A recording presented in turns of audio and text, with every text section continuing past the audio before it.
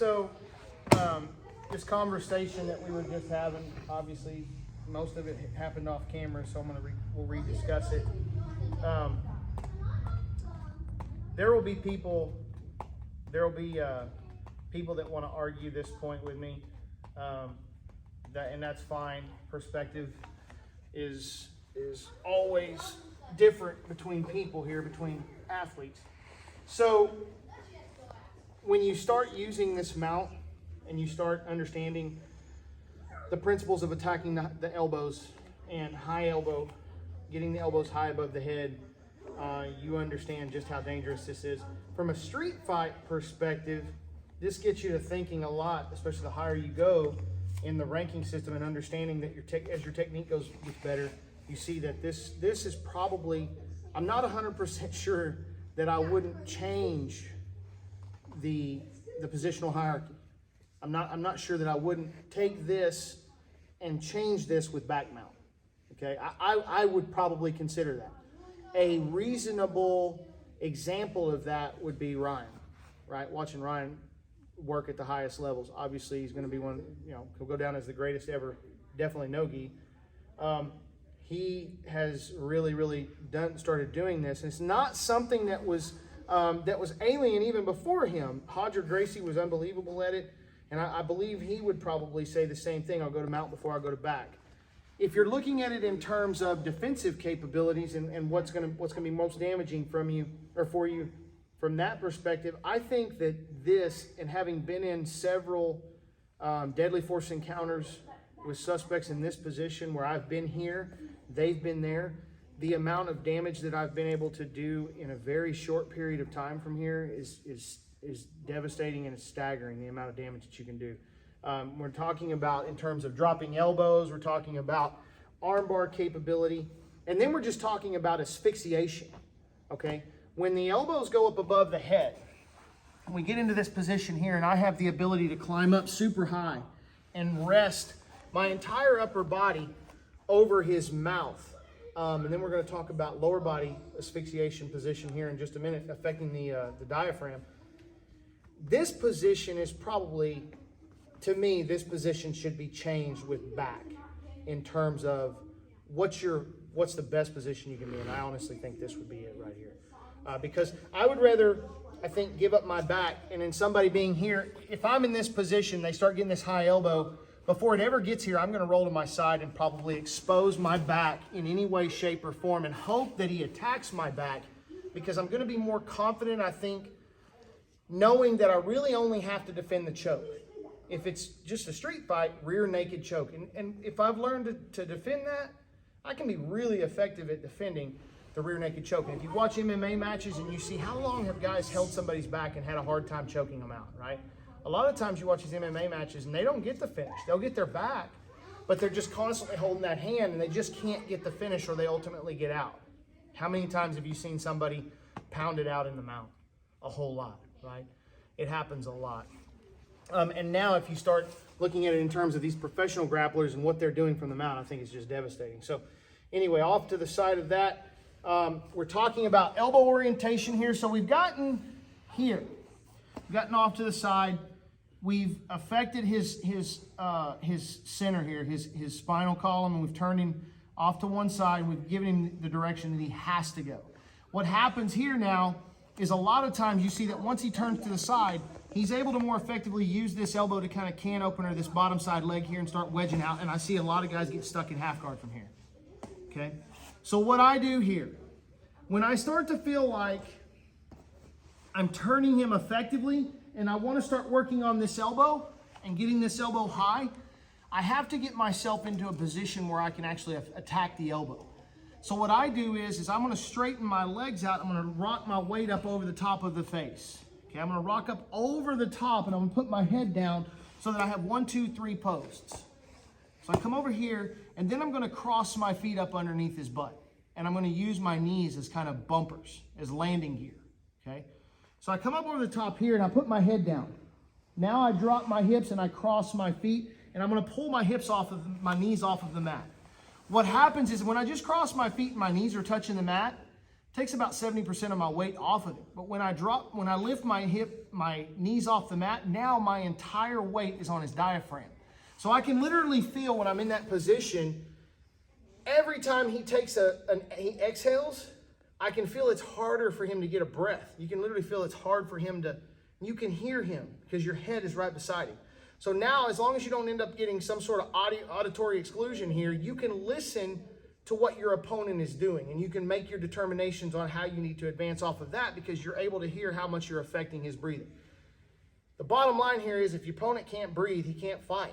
He can't continue the fight, okay? So when we get turned and I get my weight up over the top of his head here, now I've got this, actually I got elbow, hand, head, hand, and I go ahead and I cross my feet up underneath his back and his legs. Now, no matter what he tries to do over on this side, turning and getting his elbow, he's running into a problem because this little landing gear hits, this training wheel hits over here, bumpers. He turns back to his right.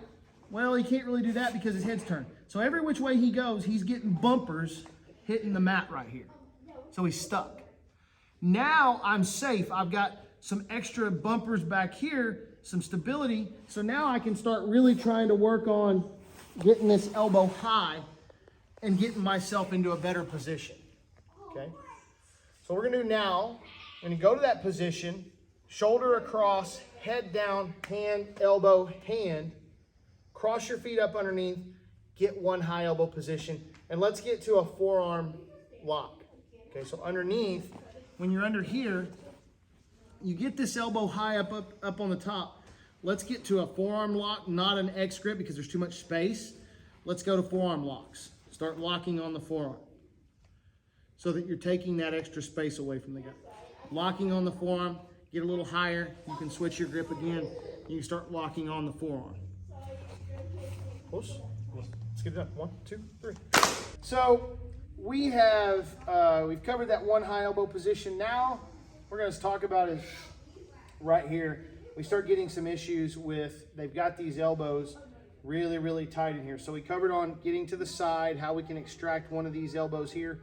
Now, what we want to do is you got to understand, if we want to get their elbows up, one of the easiest ways to do that is to make your thighs a ramp here, okay? Because there's not really any way for him to keep his elbows inside of you and be effective at doing that. One way or the other, we're going to be able to extract that. So if he keeps his elbows kind of at his core, like most people will, there's this little kind of wedge area and wedge area here where I can actually start to really work inside of there. Now, where everybody messes this up is they try to pull his elbow away from his side, meaning they're trying to pull his arm like this way.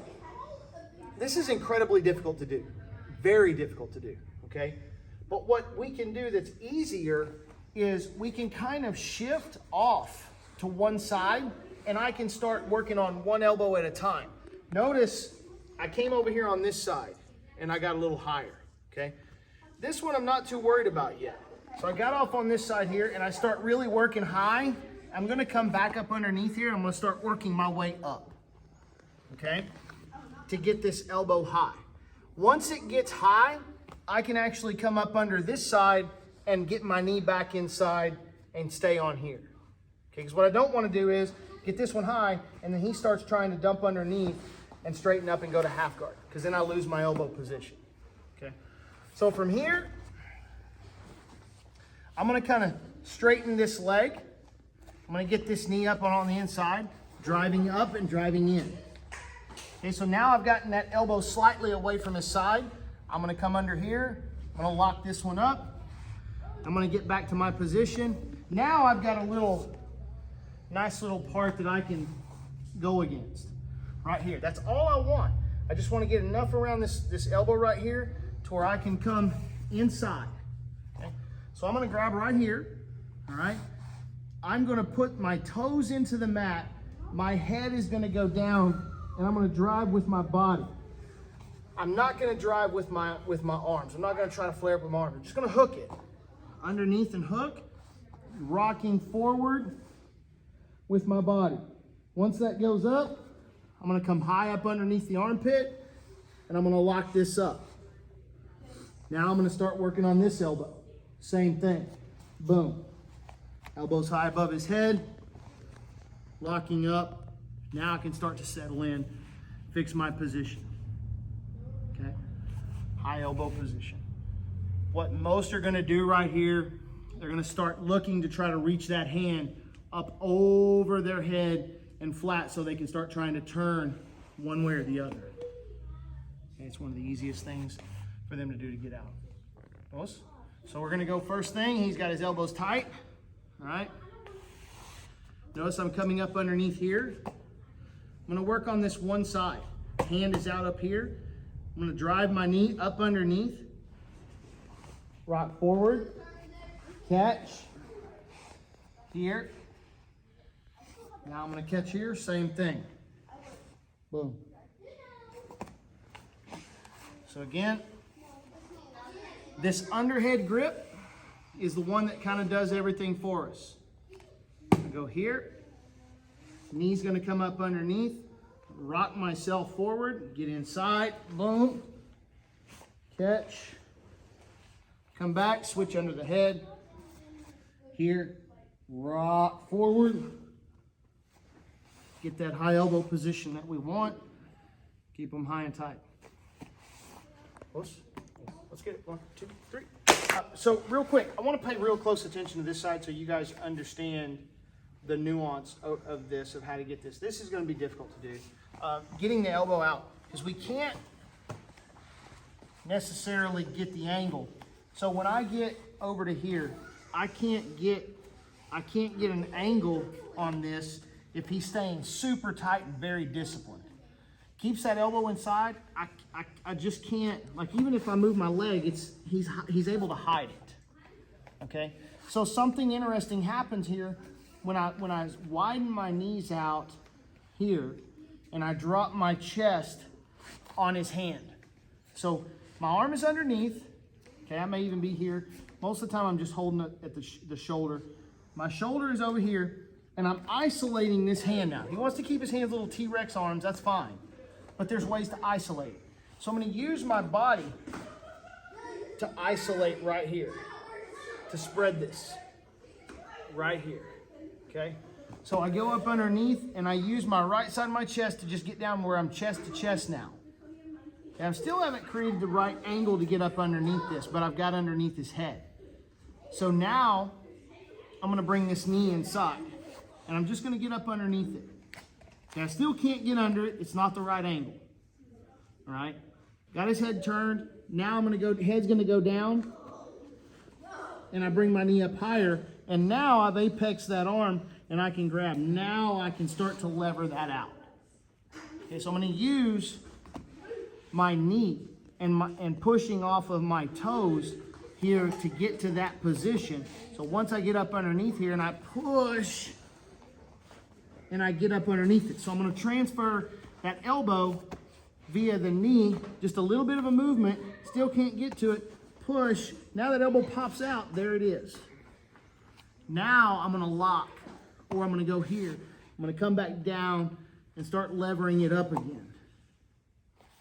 Once I get the high elbow on the one side, I'm gonna start working on this other side.